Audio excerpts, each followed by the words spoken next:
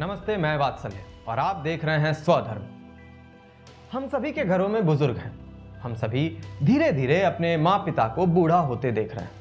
कष्ट होता है कि जिन्हें कल तक हम अपना सुपर डैड और सुपर मॉम समझते थे, आज वो शारीरिक रूप से कमजोर होते जा रहे हैं। और तो और एक समय आएगा जब हम भी बुजुर्ग होंगे, यदि एक आम लंबा जीवन जी पाए तो।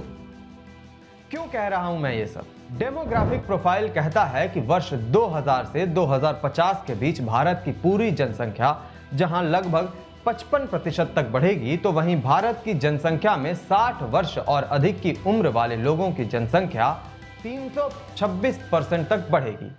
और तो और 80 वर्ष और अधिक आयु के नागरिकों की जनसंख्या लगभग 700% तक बढ़ जाएगी। ये जो डेटा मैंने प्रस्तुत किया, इसका स्रोत है world population ageing 1950 to 2050, department of economic and social affairs, population division, United Nations, New York 2002। जाहिर सी बात है कि जब बुजुर्गों की जनसंख्या इतनी अधिक बढ़ने वाली है तो तैयारी भी होनी चाहिए। इसके लिए भारत सरकार लेकर आई है 1999 में national policy on senior citizen.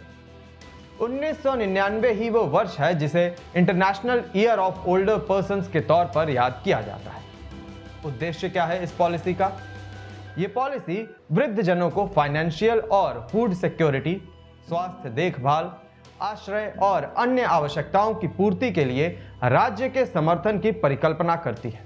इसके तहत वृद्ध जनों को विकास में समान भागीदारी, शोषण और दुर्व्यवहार से सुरक्षा और उनके जीवन की गुणवत्ता में सुधार के लिए आवश्यक सेवाओं की उपलब्धता सुनिश्चित की जाती है। इस पॉलिसी के अंतर्गत ministry of social justice and empowerment एक सेंट्रल सेक्टर स्कीम लेकर आई है जिसे कहते हैं integrated programme for senior citizens, IPSRC। वरिष्ठ नागरिकों, विशेष रूप से निर्धन वरिष्ठ नागरिकों के जीवन की गुणवत्ता में सुधार के लिए आश्रय, भोजन, चिकित्सा देखभाल और मनोरंजन के अवसर जैसी बुनियादी सुविधाएं प्रदान करके तथा उत्पादक और सक्रिय बुढ़ापे को प्रोत्साहित करके आवासों की स्थापना करना इस प्रोग्राम का उद्देश्य है। दूसरे नंबर पर आता है राष्ट्रीय वयोश्री योजना। ये योजना BPL श्रेणी से संबंधित वरिष्ठ नागरिकों या प्रतिमाह 15,000 रुपए से कम आयु वाले एवं कम दृष्टि, श्रवण अक्षमता, दांतों की हानि तथा लोकोमोटर विकलांगता जैसी उम्र से संबंधित अक्षमताओं से पीड़ित लोगों को सहायता और सहायक जीवन उपकरण प्रदान करती है।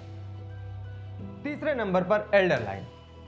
वरिष्ठ नागरिकों के लिए राष्ट्रीय हेल्पलाइन 14567 एल्डर लाइन को वर्ष 2021 में वृद्ध जनों की शिकायतों को दूर करने के लिए मंत्रालय द्वारा स्थापित किया गया था। इस संबंध में देश भर में हेल्पलाइन शुरू की गई है और वरिष्ठ नागरिकों को एक टोल फ्री नंबर के माध्यम से सेवाएं प्रदान की जा रही हैं। अगला है senior care ageing growth engine, SAGE।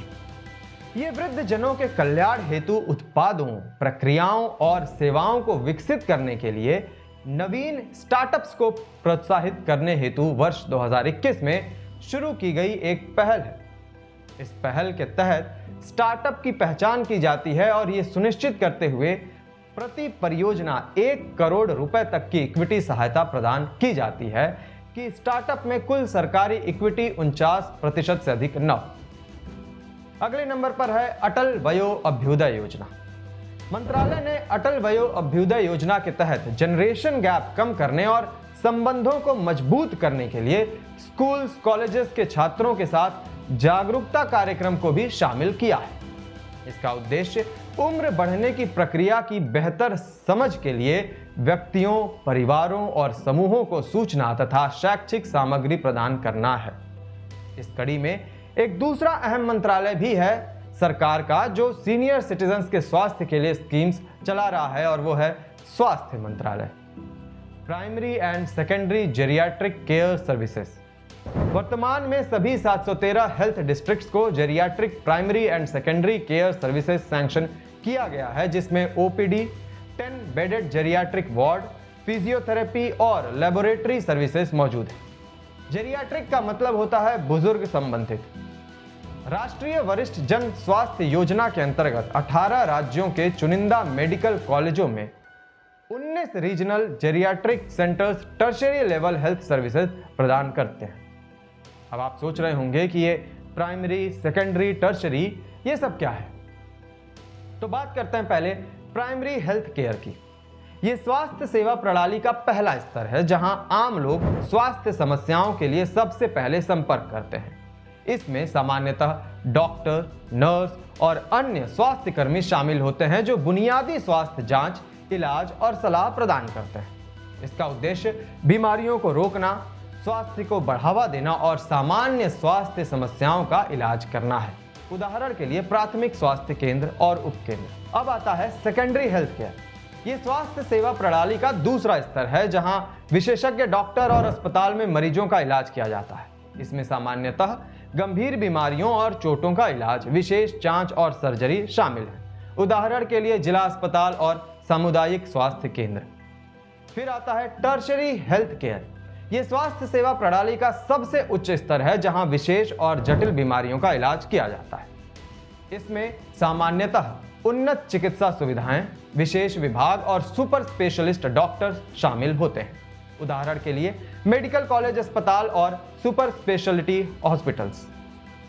एक और महत्वपूर्ण योजना है बुजुर्गों के लिए, आयुष्मान भारत प्रधानमंत्री जन आरोग्य योजना।